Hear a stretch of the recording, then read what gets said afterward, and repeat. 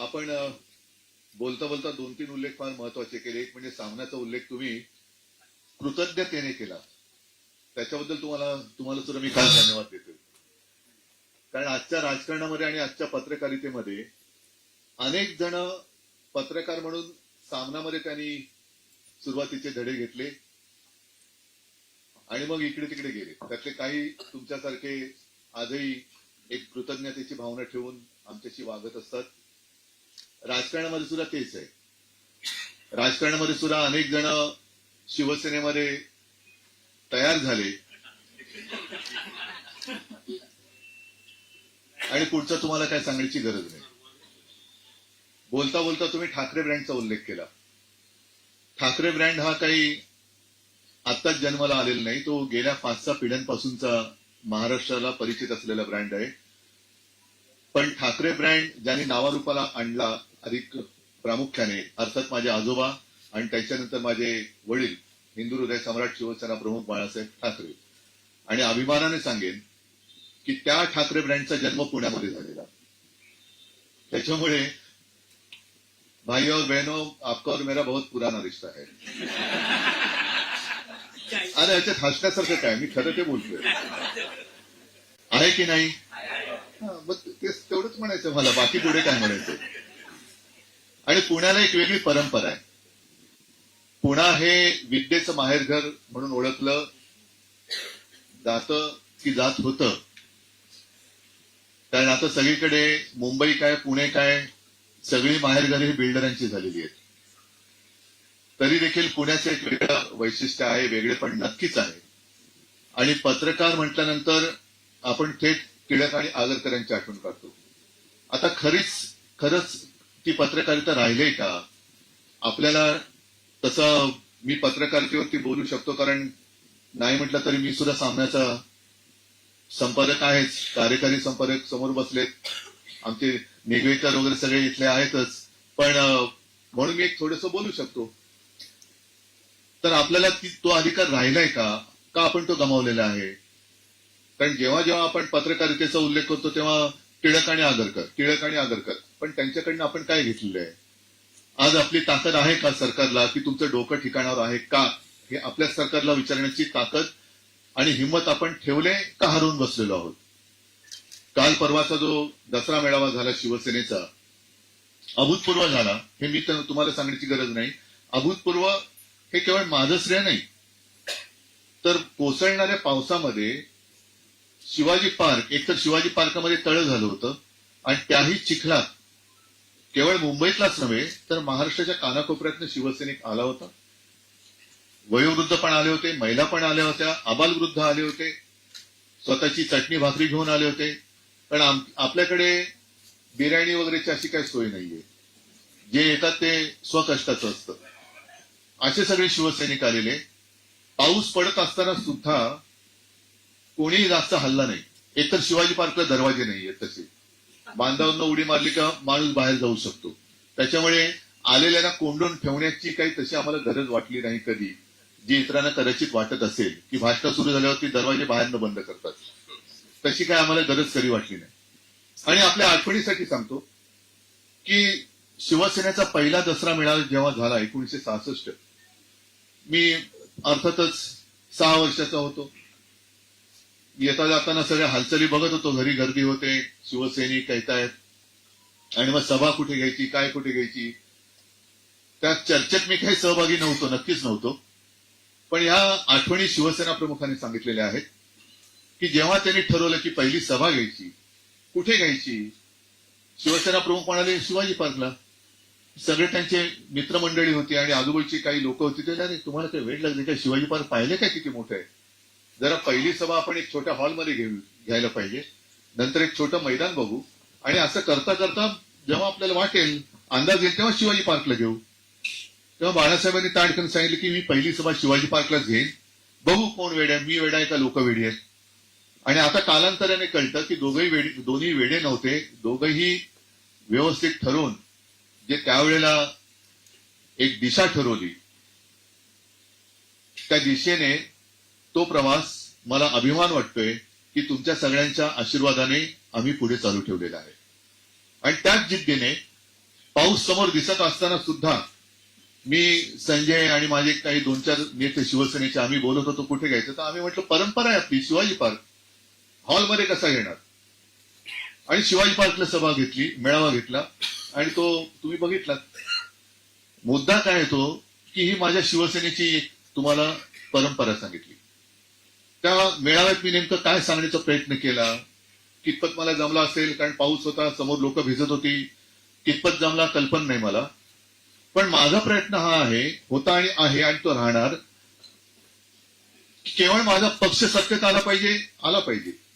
पण सत्ता आल्यानंतर पुढे काय, सत्ता कशासाठी पाहिजे, का म्हणून तुम्हाला सत्तेत यायचंय, आणि सत्ता आल्यानंतर एवढी सगळी सत्ता असल्यानंतर सुद्धा तुम्ही देश तरी सांभाळणार आहात की नाही, राज्य म्हणून तरी सांभाळणार आहात की नाही, की केवळ पक्ष म्हणून सांभाळणार आहात तुम्ही. मधल्या काळात मी असं म्हटलं होतं, ते आजही माझं मत आहे की आपल्या देशाला आता पंतप्रधानांची गरज आहे, गृहमंत्र्यांची गरज आहे, अख्ख्या मंत्रिमंडळाची गरज आहे. कारण आता जे बसलेत ते एका पक्षाचे मंत्री बसलेत, देशाचे नाहीयेत. देशाचे म्हणून कारभार कुठे. ज्या सोनम वांगचुक यांचा उल्लेख मी केला, आपण किती लोक त्यांच्याबद्दल बोलतोय, किती लोकांना सोनम वांगचुक माहितीये, काय त्यांनी असा गुन्हा केला होता, काय म्हणून त्यांना डायरेक्ट रासुका मध्ये अटक केली, काय एवढं मोठं राष्ट्र विघातक काम त्या वांगचुक यांनी काय केलं होतं, काय चूक केली होती वांगचुकांनी. काल परवापर्यंत जे पंतप्रधानांची स्तुती करत होते तोपर्यंत ते देशप्रेमी होते. मग असं नेमकं काय घडलं. मग सोनम वांगचुक यांनी जर का चूक केली असेल तर मणिपूरमध्ये चूक कोणी केली होती, का पेटलं मणिपूर. आता सुद्धा बातम्या ज्या येतात, आपल्याकडे बातमी येतच नाही, हे आपलं कर्तव्य नाही का बातम्या दाखवणं. लडाखमध्ये काय परिस्थिती आहे, लडाख खरंच शांत झाले का, लेह लडाख.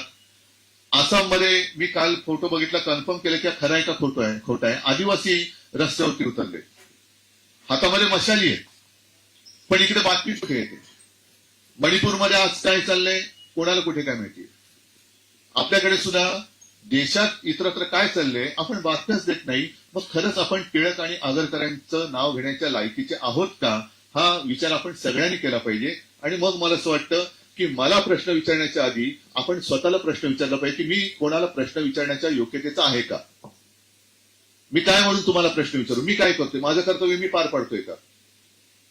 आणि ते जर पाडणार नसाल तर तुम्ही मला काय म्हणून प्रश्न विचारणार.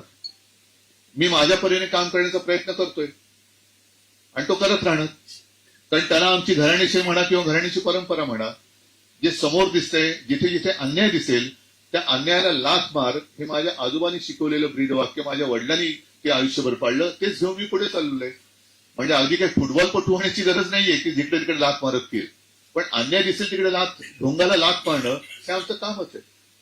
आणि म्हणून मग मी हिंदुत्व म्हणजे काय, देशप्रेम म्हणजे काय, या सगळ्या गोष्टीचा एक थोडक्यामध्ये परवा उल्लेख करण्याचा प्रयत्न केला की आमच्या अंगावरती जेव्हा येतात ती लोक की तुम्ही हिंदुत्व सोडलं का, अरे बाबा तुमच्या वंशावळीमध्ये बघा ना कोणी कोणी काय काय सोडले. मग मी असं म्हणू का, म्हणजे आता थोडं याच्यात अर्थातच मला तुम्ही बोलवलं एका पक्षाचा प्रमुख म्हणून का फोटोग्राफर म्हणून, नाही तर मग माझं विषयांतर होईल.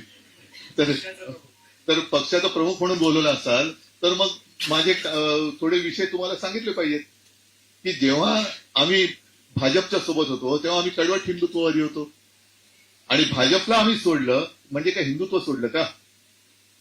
आणि मग आम्ही केवळ भाजपला सोडलं म्हणून हिंदुत्व सोडलं असेल तर मग म्हणून मी परवा जी काही उदाहरणं दिली की मोहनजी भागवत, मला त्यांच्याबद्दल आक्षेप नाहीये, पण मला त्यांना हा प्रश्न विचारायचा आहे की 100 वर्ष संघाची पूर्ण झाल्यानंतर तुम्ही 100 वर्ष ज्या संघाच्या पिढ्या ज्यांनी खस्ता खाल्ल्या, खपल्या, अनेक काही कष्ट घेतले असतील, त्या कष्टाला आज जी काही फळं लागलेत, विषारी फळं, हेच तुमचं 100 वर्षाचं फलित आहे का. कारण स्वतः मोहन भागवत हे मशिदीत जातात, त्यांना त्यांचं ते सर्वोच्च नेते त्यांनी राष्ट्रपिता म्हटलेलं आहे. त्याच्यानंतर थांबरे या चॅनलवरनं बघा ना तुम्ही. त्याच्यानंतर भारतीय जनता पक्ष अल्पसंख्याकांना आता सदस्य करून घेते, कधी सौगाते मोदी वाटतायत. आम्ही काँग्रेस बरोबर गेलो म्हणून हिंदुत्व सोडलं. सौगाते नेहरू कधी पाहिलं का तुम्ही, सौगाते इंदिरा गांधी कधी ऐकले का तुम्ही. मग सौगाते मोदी वाटणारे हे हिंदू कसे? पाकिस्तान बरोबर जोपर्यंत पाकिस्तान आतंकवाद इथला थांबवत नाही तोपर्यंत पाकिस्तानशी कोणतेही संबंध ठेवू नका, हे जे शिवसेना प्रमुखांनी सांगितलं तेच आम्ही परत परत सांगतोय.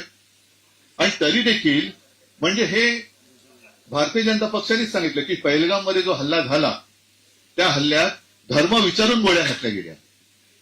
हिंदू असेल गोळी घातली, हिंदू असेल गोळी घातली. मग तुमच्या राज्यात हिंदू असुरक्षित आहेत आणि ज्यांनी हिंदूंना मारलं, ज्यांनी त्या अतिरेकी किंवा मारेकरी पाठवले होते त्या पाकिस्तान बरोबर तुम्ही क्रिकेट मॅच खेळू कशी शकता? बरं आम्ही काँग्रेस बरोबर गेलो म्हणून आम्ही हिंदुत्व सोडलं. मग तुम्ही चंद्रबाबूवर गेलेल्या की चंद्रबाबू हिंदुत्ववादी आहेत का? नितीश कुमार हिंदुत्ववादी आहेत का? भाजपचे मुस्लिम अल्पसंख्याक सेल सौगाते मोदी वाटतात, 32 लाख मुस्लिम लोकांना त्यांनी ती सौगात वाटली, तरी भाजप हिंदुत्ववादी आहे. म्हणजे याचा अर्थ असा की भाजप जे करेल ते अमर प्रेम आणि इतरांनी केलं तर लव जिहाद. असं कसं काय होऊ शकतं? म्हणजे भाजपने केलं, त्यांनी काही केलं, सौगाते मोदी वाटलं तरी अमर प्रेम आहे.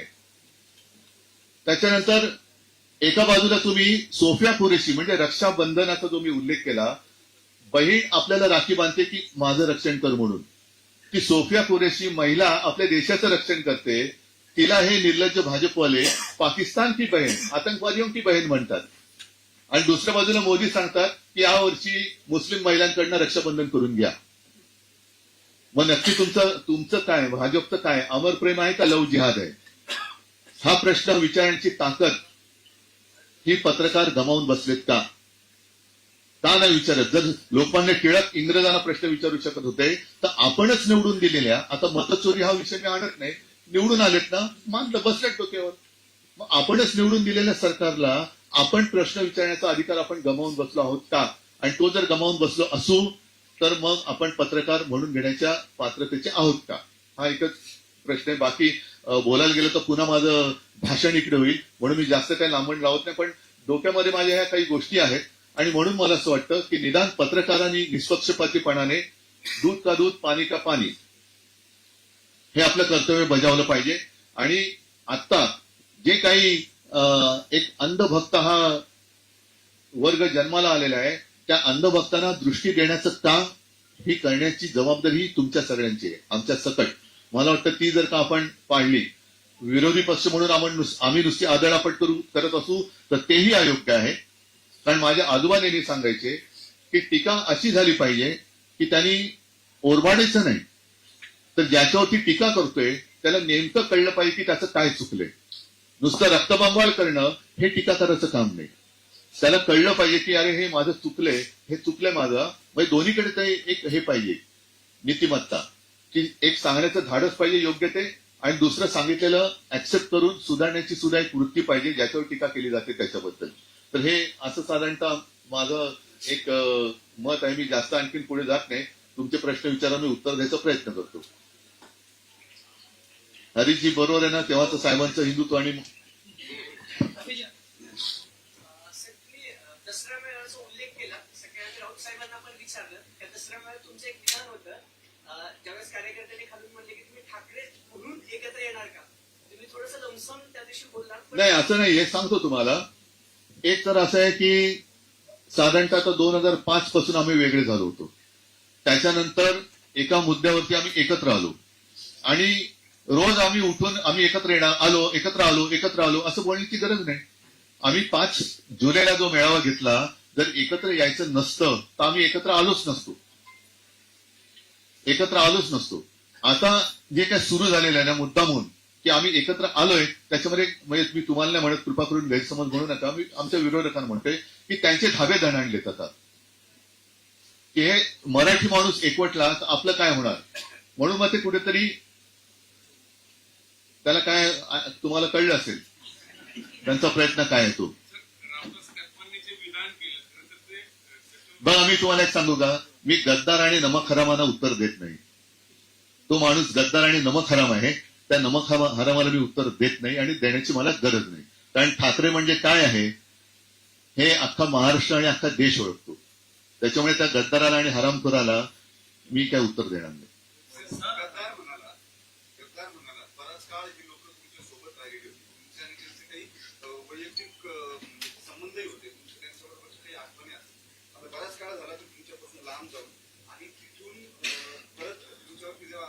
होता तेव्हा तुम्ही त्याच्याकडे राजकारण म्हणून पाहता की सुरुवातीला शिवसेनेमध्ये कौटुंबिक कल्चर होतं, त्यातून पाहिल्यावर तुम्हाला त्रास होतो का? वैयक्तिक त्रास आणि वेदना होतातच, वेदना होतात. पण त्याच वेळेला शिवाजी पार्कमध्ये हजारो माणसं पावसात भिजत माझं भाषण मी थांबू का विचारल्यानंतर सुद्धा तुम्ही बोला म्हणतात, तेव्हा ह्या वेदनांवरती ते एक रामबाण औषध असतं.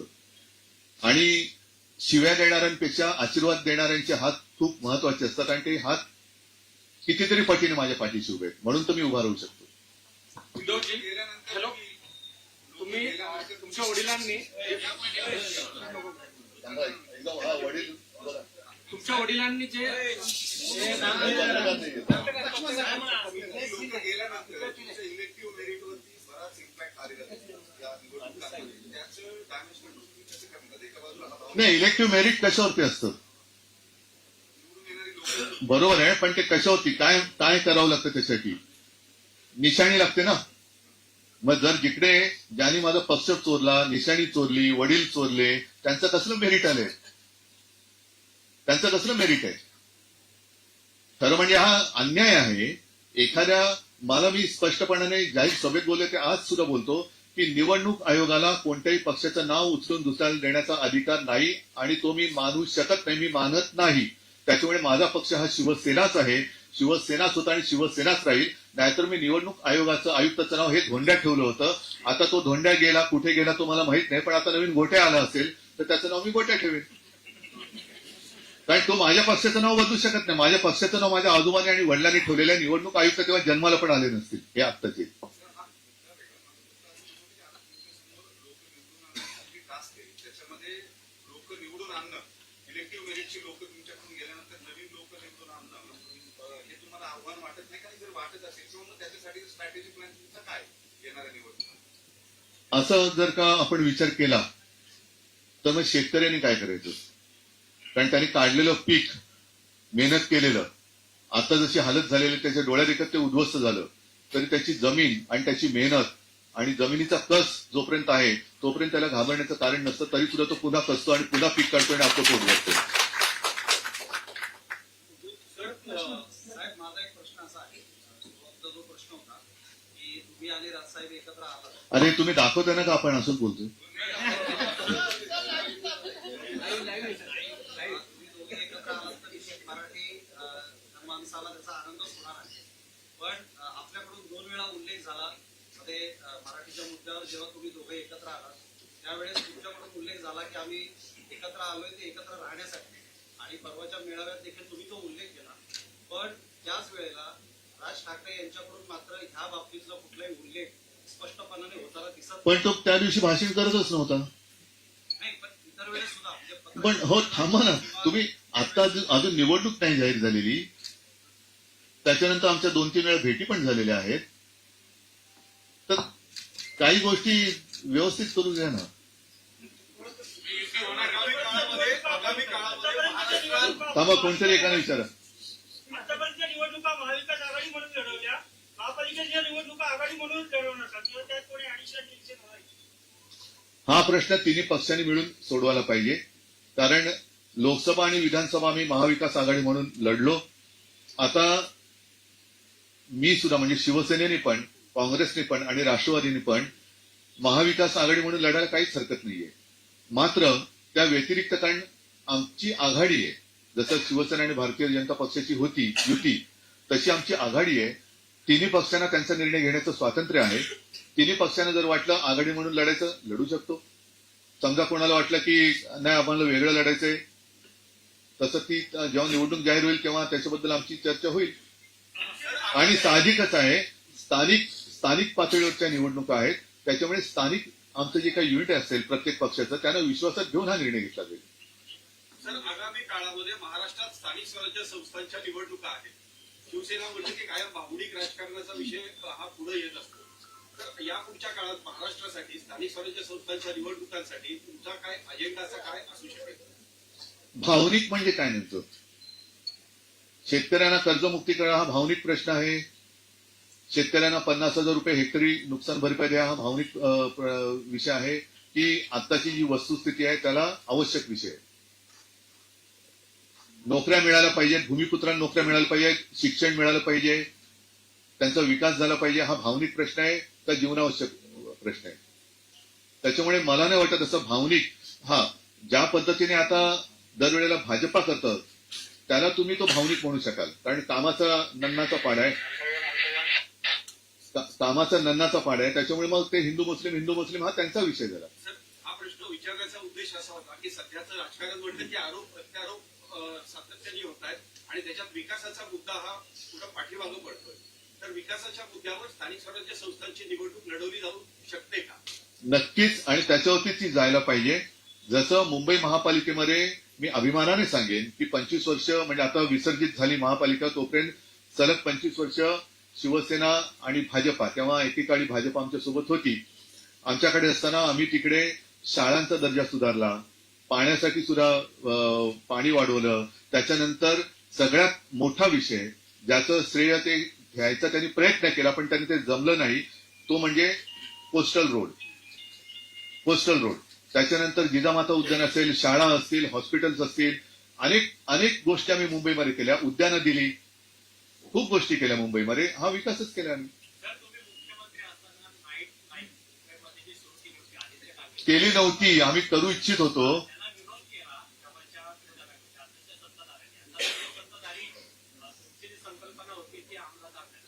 चांगला, तुम्ही अतिशय योग्य प्रश्न विचारला की हेच तर मी परवा बोललो की ज्या नाईट लाईफ, त्याला नाईट लाईफ हा शब्द, त्यांच्या डोक्यातला नाईट लाईफ हे मकाऊच आहे.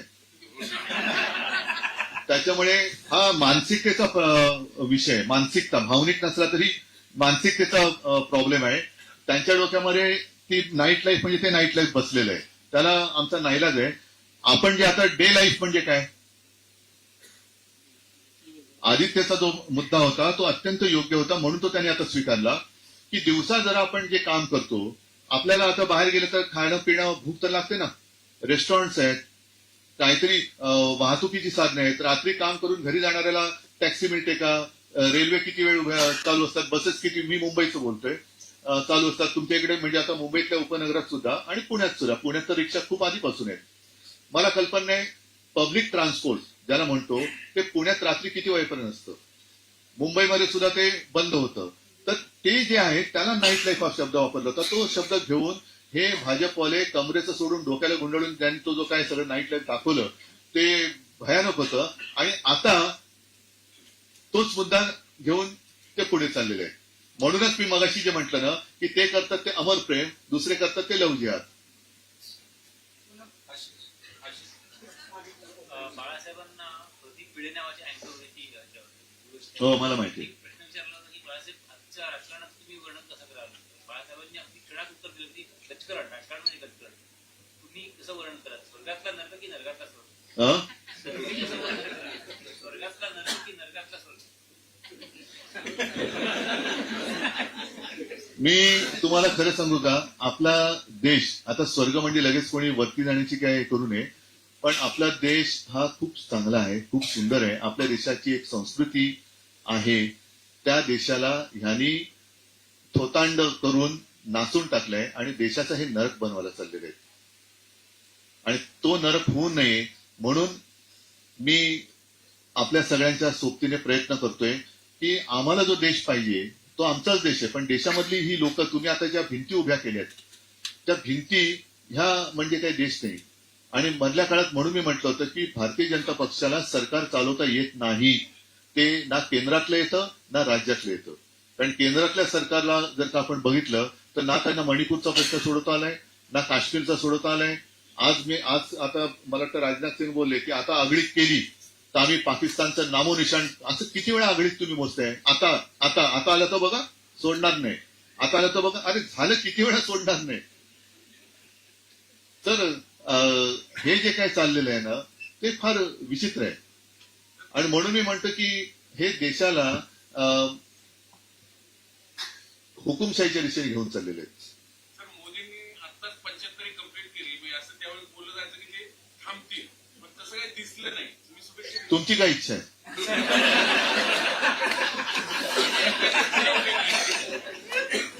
तुमच्या प्रश्नाचा उद्देश मला कळला नाही. शुभेच्छा केल्या की नाही तुम्ही? मी दिल्या ना. मला वाटतं का त्यांनी थांबावं? मी तुम्ही नाही ऐका मी आता मधल्या काळात परत एकदा ना 1-2-3 एपिसोड कोण बनेगा करोडपतीचे पाहिले जरा मुद्दामून, कारण खूप चांगले आहे. आणि त्याच्यामध्ये 3 गोष्टी असतात. एक असतो तो पब्लिक पोल, तसं आपका समय सुरू होत आहे अब, आणि मग तुमचं जे मत येईल ना ते माझं मत आहे. फ्रेंड पण असतं एक त्यात. हा? फ्रेंड पण असतं एबीसी मध्ये. नाही पण ऑप्शन घ्यायचा नाही, अधिकार मला आहे. त्याच्यामुळे तुम्ही सांगा तुमच्या, मैं पब्लिक के साथ जाना चाहता हूं, बोलो.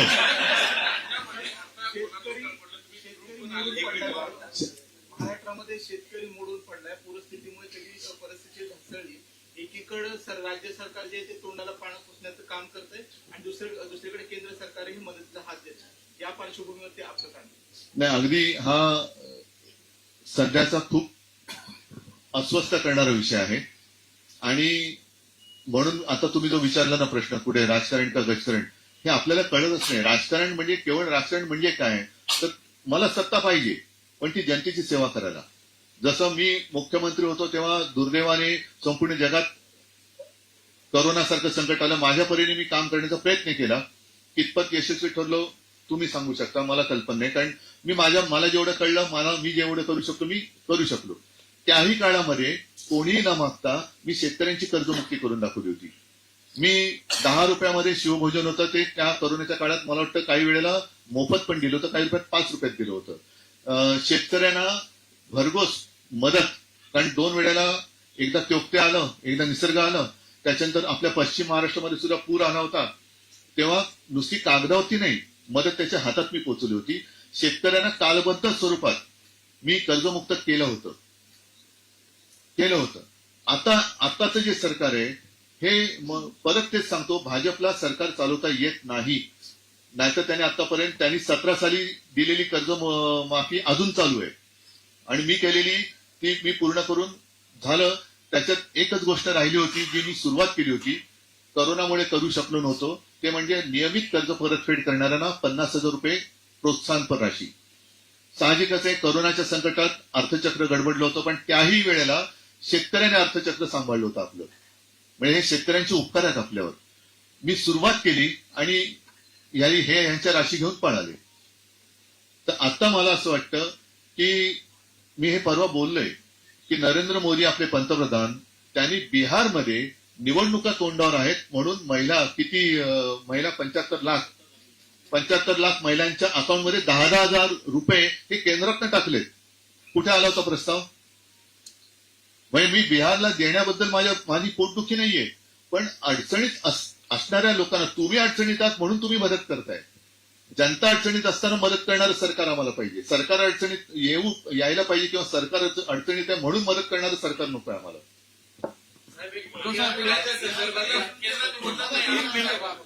पुण्याच्या संदर्भातला आहे, पण मुंबईच्या विकासाची उदाहरणं साहेब. मला पुण्याच्या सद्य परिस्थितीबद्दल तशी कमी माहिती मी प्रामाणिकपणे सांगतो. मी आधीच संजय राऊत बोललो होतो. ठीक आहे, मुंबई सारख्या महानगरीचं आपण पाहिलं 25 वर्ष सलग युडीसीपीआर मुळे पुण्यातल्या सगळ्या पायाभूत सुविधांवर ताण यायला लागला. आपल्या सरकारच्या काळात युडीसीपीआरला मंजुरी मिळाली होती.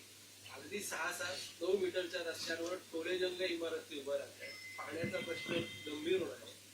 तर किमान आता 4-5 वर्षांनंतर पुण्यात बऱ्याच ठिकाणी पाणी नाही किंवा बऱ्याच अडचणी आहेत. एक दिवसावर पाण्याची वेळ यायला लागली. तर हा विकास जो त्या दिशेने चाललाय की मुंबई नगरीच्या दिशेने जो चाललाय, तर त्याच्याबद्दल त्याचा रिव्ह्यू किंवा पुन्हा घ्यावा. एकूणच आहे ना, मला असं वाटतं प्रामाणिकपणाने, ज्याला एक आपल्या मराठीत शब्द सिंहावलोकन. आता 75 वर्ष आपल्या स्वातंत्र्याला झाल्यानंतर आपण थोडंसं थांबून एक आढावा घ्यायची गरज आहे. ज्याला आपण विकास म्हणतो तो खरंच विकास आहे का विनाशाकडे चाललोत आपण. एक साधं उदाहरण तुम्हाला देतो.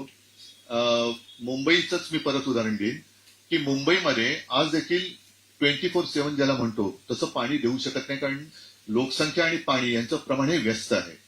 त्याच्यासाठी आणखीन पाण्याची गरज ही लागते आणि म्हणून 2 मोठे तलाव, गारगाई आणि पिंजाळ, हे आम्ही बांधू असं वचन मी माझ्याही महापालिकेच्या निवडणुकीच्या वचननाम्यात दिलेलं होतं आहे. आणि मी मुख्यमंत्री झाल्यानंतर मी म्हटलं अरे ते आता आपण पूर्ण केलं पाहिजे. कारण एक तलाव आम्ही बांधला, ज्याला आम्ही हिंदू हृदय सम्राट शिवसेना प्रमुखांचं नाव दिलं, मध्य वैतरणा. आणि मी जेव्हा प्रेझेंटेशन घेतलं तेव्हा माझ्या लक्षात आलं की हे तलाव करण्यासाठी किमान 5 ते 6 लाख झाडं ही मारावी लागणार, म्हणजे जंगल कापलं जाणार. मग हे धरण आपण बांधतोय खरं, पण आपण निसर्ग उद्ध्वस्त करतोय. आपण जिकडे कॅचमेंट एरिया म्हणतो तिथे हे धरण बांधतो. आता त्याला कॅचमेंट एरिया का म्हणतो, तर तिकडे पाऊस पडतो. तिकडे पाऊस का पडतो, तर तिकडे झाडं आहेत. आता ती झाडं कापल्यानंतर कालांतराने पाऊस तिकडे पडायचा वाढेल का कमी होईल आपल्याला माहिती नाहीये.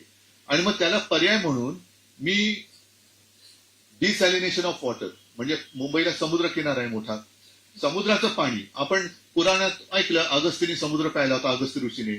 आपण का नाही प्यायचा, जगात इतरत्र प्यायला जातो पाणी ते. तर समुद्राचं पाणी निक्षारीकरण करून पिण्याचा प्रकल्प मी गुवाहेड दिला होता.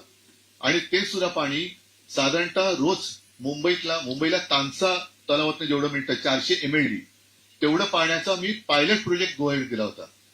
त्याचा अजूनही टेंडर निघालेलं नाही, तो प्रकल्प गुंडाळला गेला. जर माझं सरकार राहिलं असतं तर माझ्या अंदाजाने या डिसेंबर पर्यंत मुंबईला समुद्राचं पाणी आपण देऊ शकलो असतो. ठीक आहे, आता ह्याचं कोणतरी म्हणेल समुद्राचं पाणी महाग पडेल. आहे, समोरासमोर जर तुलना केली तर ते समुद्राचं पाणी हे महाग आहे, पण तलावाचं पाणी जे आहे त्याच्यामध्ये जे काय पर्यावरण मारलं त्याची किंमत तुम्ही मोजणारच की नाही, त्याची किंमत कोण मोजणार. तर तसंच आपण विकास म्हणून जे काय म्हणतोय, जंगल, आता जसं मेट्रोचे स्टेशन आरेचं जंगल तोडायची गरज नव्हती, त्याला आम्ही पर्याय दिला होता.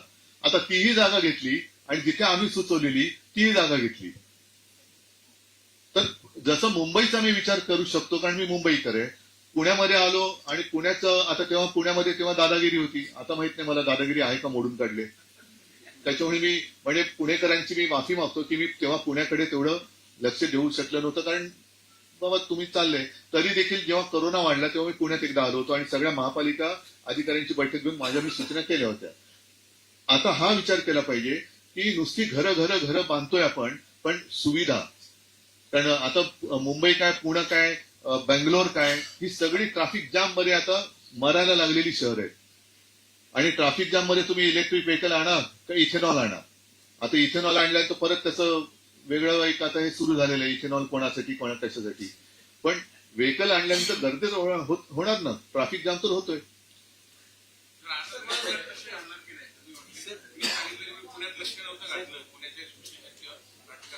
आज बऱ्याच वर्षानंतर तुम्ही मला बोलवलेलं आहे. असं जर का बोलवायला लागलं तर मी पुण्यात नक्की लक्ष घालेन प्रेमाने. साहेब, महापालिकेची निवडणूक आली आहे. मुंबई शहराकडे जसं लक्ष आहे तसं पुण्यामध्ये शिवसेनेची ताकद दिसत नाही. त्याच्यामध्ये शिवसेनेची ताकद आहे, पण मी तुम्हाला म्हटलं तसं की आतापर्यंत आम्ही युती आणि आघाडीचे बळी ठरलो. त्यावेळेला सुद्धा युती म्हणून आम्ही पुण्याकडे दुर्लक्ष केलं. त्याच्याबद्दल मी सांगितलंच ना, मी पुणेकरांची माफी मागतो. पण जर पुणेकरांना पाहिजे असेल तर पूर्ण ताकदीने मी शिवसेना इकडे काम करायला लागेल. पण हे पुणेकरांनी ठरवायचं. आणि तुम्ही जर का आता जसं म्हणालात की प्रेमाने बोलवलं, मी येईन पुण्यात. मी पुन्हा नाही, मी पुण्यात येईन. मुख्यमंत्र्यांनी शपथविधी झाल्यानंतर दुसऱ्या तिसऱ्या दिवशी असं म्हटलं की महाराष्ट्रातली राजकीय संस्कृती बिघडली आहे. कोण म्हणाल? विद्यमान मुख्यमंत्री देवेंद्र फडणवीस असं जाहीरपणे म्हणाले की मला ती सुधारायची. मग घ्यायची नव्हती शपथ, माझा प्रश्न, त्यांनी शपथ घेतली म्हणून बिघडली. त्यांना असं म्हणता येतं की राजकीय संस्कृती महाराष्ट्रातली बिघडली, मला सुधारायची. विरोधकांकडनं मी काही अपेक्षा करतो. तुमचं हे जे राजकीय वातावरण महाराष्ट्रात दूषित झालं त्याच्यामध्ये संजय राऊत यांचा किती वाटा असं तुम्हाला वाटतं, आणि विद्यमान मुख्यमंत्र्यांबद्दल तुमचं आकलन? संजय राऊत सकाळी जे बोलतात ते जर मुख्यमंत्री ऐकतील आणि तसं वागतील तर त्यांना मदत होईल त्यांच्या हेतू साध्य करायला. आणि मुख्यमंत्र्यांबद्दल मी प्रामाणिकपणे बोलतो, ह्याच्यात मी कुठेही आकसाने बोलत नाही. कारण मी कोणाला शत्रू नाही मानत. अगदी मोदीजींना सुद्धा मी शत्रू मानत नाही, कारण ती माझी संस्कृती नाही. ते मला कोण मानत असेल शत्रू तर तो त्यांचा मुद्दा आहे. देवेंद्र फडणवीसांना मी देखील आज केवळ विरोधक म्हणून बोलत नाही, पण आज देवेंद्र फडणवीस हे हतबल झालेले आहेत. कशासाठी हतबल आहेत मला कल्पना नाही. खरं तर 5वी बहुमत आहे. अनेक वर्षांनंतर एवढं बहुमतातलं सरकार आणि त्या सरकारचे मुख्यमंत्री ते आहेत. केंद्र सरकार त्यांच्या पाठीशी आहे. एवढं पाठबळ असलेला मुख्यमंत्री हतबलतेने का वागतायत हेच मला कळत नाही. याचं कारण असं की खुल्या भ्रष्टाचार चाललाय. आम्ही गेल्या विधिमंडळाच्या अधिवेशनात पुराव्यानिशी काही मंत्र्यांची प्रकरणं उघडकीस आणली, पण त्याच्यावरती कारवाई करायला मुख्यमंत्री धजत नाही. तशी तुम्ही संस्कृती सुधारणार. महापालिकेच्या अधिकाऱ्यांना अटक होते, पण ज्यांच्या खोलीमध्ये पैशाच्या बॅगा दिसत आहेत त्यांना मुख्यमंत्री मंत्रिमंडळातून काढत नाहीत. ज्यांचे डान्स बार आहेत त्यांना काढत नाही. तसे मुख्यमंत्री सुधारणार संस्कृती. ड्रायव्हरच्या नावाने शेकडो एकर जमीन मिळते, दारूचे परवाने मिळतात, का सुधारत नाहीत मुख्यमंत्री संस्कृती? हिंदी सक्तीला आपण विरोध केला. एक मिनिट.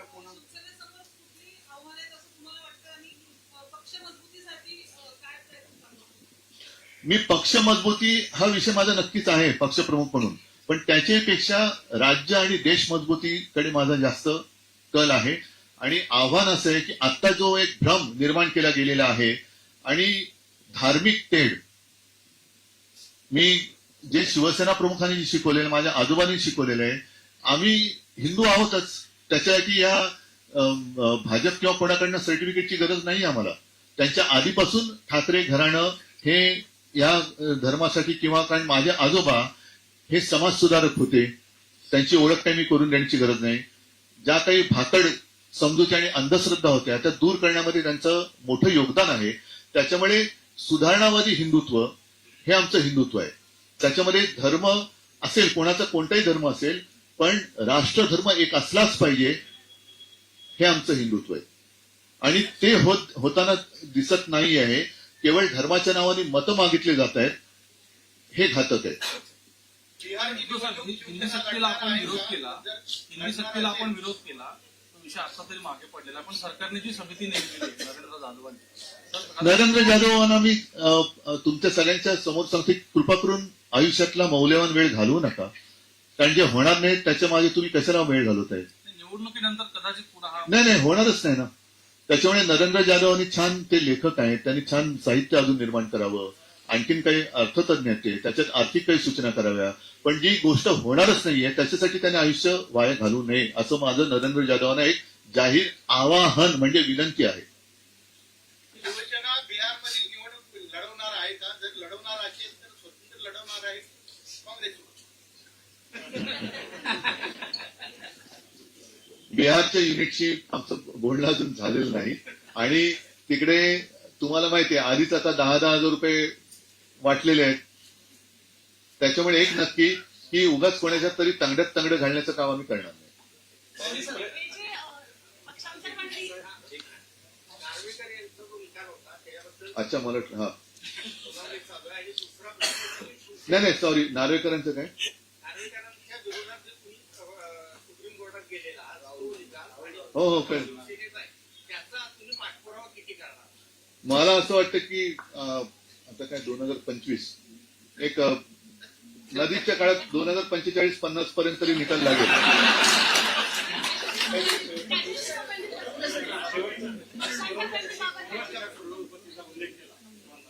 राजकारणात बऱ्याच वेळा सगळे ऑप्शन बंद असतात, पण आपलं मोनोब्रँडेड चालू असतं.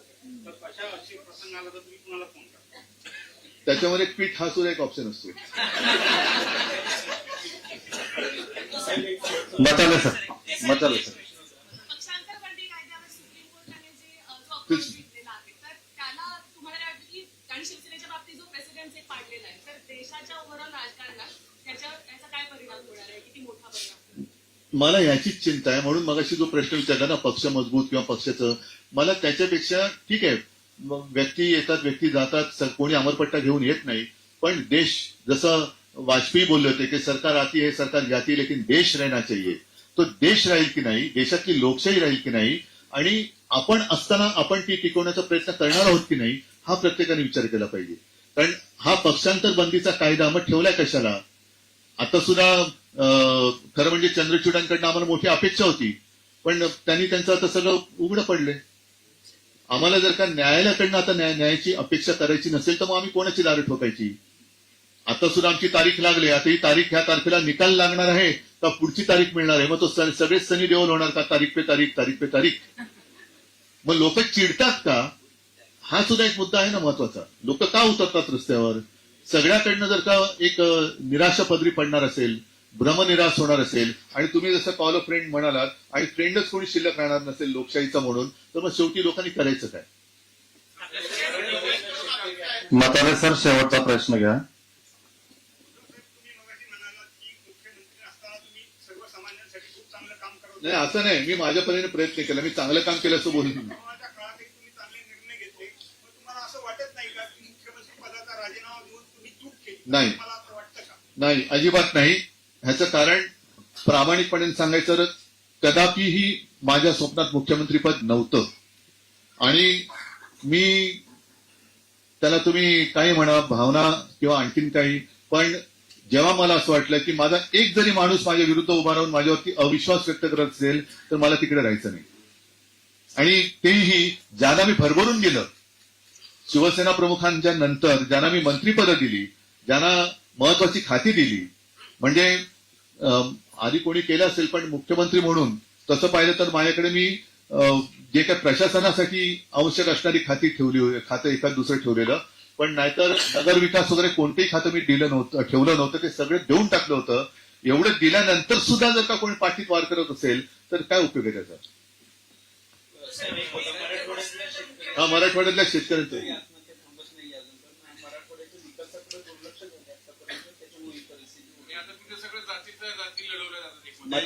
मराठवाड्यातल्या विकासाकडे दुर्लक्ष झाले असं वाटतंय का आतापर्यंत? आणि मराठवाड्यातल्या शेतकऱ्यांच्या आत्महत्या अजूनपर्यंत थांबत नाही, देशात अग्रेसर आहे महाराष्ट्र, त्याबद्दल काय वाटतं? काय हो? मी मुलाखत घेताना त्यांनी प्रश्नच मला विचारला. नाही, हा खरं म्हणजे आता सगळ्यांनीच विचार करायचा मुद्दा आहे. मराठवाड्यातला शेतकरी आहे, विदर्भातला शेतकरी आहे, खानदेशातला आहे, अगदी पश्चिम महाराष्ट्रातला सुद्धा आहे.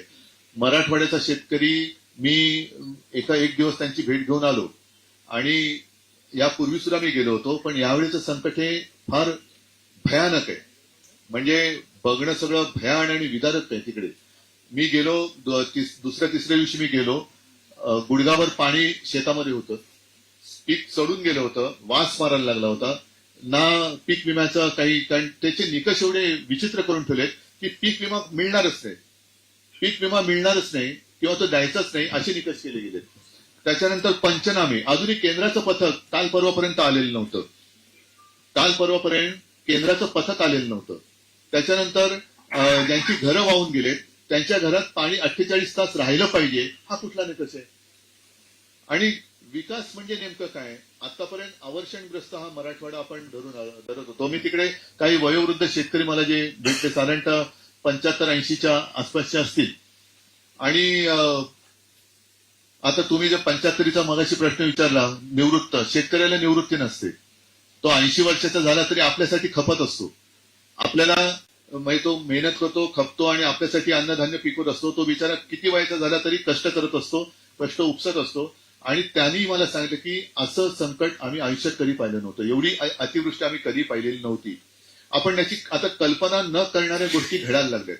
आणि त्याला एक कारण जे आहे, नुसतं विकास म्हणून ज्या काही गोष्टी आपण साधायला बघतोय त्याच ह्याला मला वाटतं कारणीभूत होत आहेत.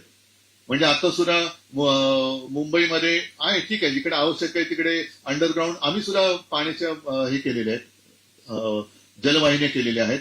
काही ठिकाणी मेट्रो अंडरग्राऊंड केलेले आहेत. पुण्यात पण काही ठिकाणी झालं असेल. पण किती भंगलाट पाडणार तुम्ही? शेवटी प्रत्येकाचं आयुष्य असतं, डोंगराला सुद्धा आयुष्य असतं. ज्या काही आता भूस्खलन वगैरे होतंय, लँडस्लाईड, तिकडे सुद्धा आता ते जोशीमठ तो खचून गेला.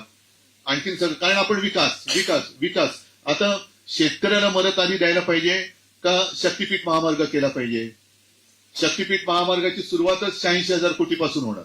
म्हणजे तो पूर्ण होईपर्यंत 1.25 लाख 1.5 लाख कोटीपर्यंत तो सहज जाणार. कोणाच्या खिशात पैसे जाणार? बरं, आता तात्काळ त्याने शक्तीपीठाची गरज आहे का? म्हणजे काय झालेलं आहे की मुलाचा पहिला वाढदिवस असेल त्याला तुम्ही 75ची शाल देताय का? तो 75 वर्षाचं झाले होते, त्याला शाल उपयोगी पडेल. अरे पण थांब, त्याला आधी लंगूट तर दे. म्हणून तुम्ही जो प्रश्न विचारला ना, तर मराठवाड्याच्या शेतकऱ्याकडे आणि सगळ्याच शेतकऱ्यांकडे, कारण बघा दुसरा एक प्रश्न असा आहे, आज ह्या वेळेला मी गेलो, त्याचं पीक त्याच्या हातातनं गेलेलं, मुख्यतः तो सोयाबीनचा पट्टा आहे. सगळे शेतकरी रडत होते, हातामध्ये म्हणजे ते सगळे चिखलाने बिचारे माखलेले होते, हातात सगळं ते सडलेलं सोयाबीन घेऊन उभे होते. सोयाबीन गेलं, पीक गेलं, म्हणजे त्याच्या डोक्यावरचं कर्ज तसंच राहिलं, त्याच्या घरादारातलं काय असेल, कुटुंबाचं काय खर्च तो तसाच राहिला. पण गेल्या वर्षी त्याच्या हातात पीक होतं, गेल्या वर्षी पीक होतं ना, पण गेल्या वर्षी त्याचा प्रश्न होता आम्हाला हमी भाव काय. म्हणजे शेतकरी या दुहेरी संकटात आहे, त्याच्या हातात पीक लागलं तरी हमी भाव त्याला त्याची किंमत मिळत नाही, आणि गेलं तर सगळंच गेलं. तर ह्या सगळ्या गोष्टीकडे, आणि जो काही दुजाभाव चालतो आपल्याकडे, मी कोणाचे विरोधात नाहीये, पण आता साखर सम्राट जे आहेत त्या साखर सम्राटांना भाजपात गेल्याबरोबर शेकडो कोटींची थक हमी मिळते. थक बाकी जरी असली त्यांच्या साखर कारखान्याच्या कर्जाची, तरी सरकार हमी घेतं, आणि जर का त्या साखर कारखान्यांनी कर्ज परतफेड केली नाही तर सरकार ते पैसे भरतं. आणि शेतकरी जेव्हा बँकेत जातो तेव्हा त्याला त्याचं घरदार, जमीन, बायकोचं मंगळसूत्र, बैलजोडी सगळं गहाण टाकल्याशिवाय त्याला 5, 10, 15, 20 हजार रुपये मिळत नाही, आणि यांना शेकडो कोटी रुपये मिळतात, त्याचे तुम्ही थक हमी घेता. हा जो काय प्रकार आहे ना, ह्याला कुठेतरी एक समानता आली पाहिजे. आणि मग आपण त्याच्यावरती बोलल्यानंतर मग विकास म्हणजे काय, विकास शेतकऱ्याचा करायचा असेल तर मला असं वाटतं की त्याला नुसता हमी भाव नाही तर हमखास भाव मिळेल अशी यंत्रणा निर्माण करण्याची गरज आहे. त्याला हमखास भाव मिळालाच पाहिजे. तो काही न करता तो काय मार्केट रिसर्च करतो का? आपल्याकडे आता आयफोन 16, 17, 18, 50, 51, 55 काय त्याच्यात फरक काहीच पडत नाहीये, पण आहे ना मार्केट रिसर्च चालतो, आणि काय केलं तर लोक त्याला घेतील. तसं आपण मार्केट रिसर्च करून काय पिकवलं गेलं पाहिजे अशा पद्धतीने शेतकऱ्यांना एकत्रित करून, ज्याला तुम्ही गटशेती म्हणा किंवा काही म्हणा, असं देऊन त्याला तसं बियाणं देणं, तसं त्याला सपोर्ट करणं आणि मार्केट उपलब्ध करून देणं, असं केलं तर मला वाटतं शेतकरी जगू शकेल, असं मला वाटतं. मला माहिती तुम्ही सहमत होईल की नाही. हॅलो,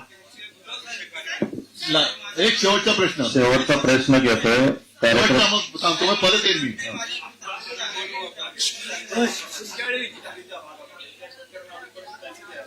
परंतु आता साखर हंगाम सुरू होणार तर शेतकऱ्यांकडूनच जे 15 रुपये ते सरकारकडे पैसे नाहीत का देण्यासाठी म्हणून 5 रुपये 10 पैसे वाढवतात. आता काय मी काय उत्तर देऊ याच्यावर?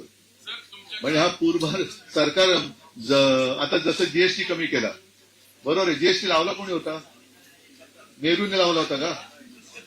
हा नाही, एक थांबा ना जरा, नेहरूने लावला होता का जीएसटी? म्हणजे तुम्ही म्हणजे त्यांनी 8 वर्ष 127 लाख कोटी रुपये लुटले, बरोबर आहे, आणि आता ते आपल्यावरती म्हणजे जीएसटी लावला तोही उत्सव आणि कमी केला तोही उत्सव. ठीक आहे, चला सगळ्यांना या ठिकाणी आजच्या या कमी वेळेत दौऱ्यामध्ये जय महाराज. राज्याचे माजी मुख्यमंत्री व शिवसेना उद्धव बाळासाहेब ठाकरे पक्षाचे पक्षप्रमुख उद्धव ठाकरे यांनी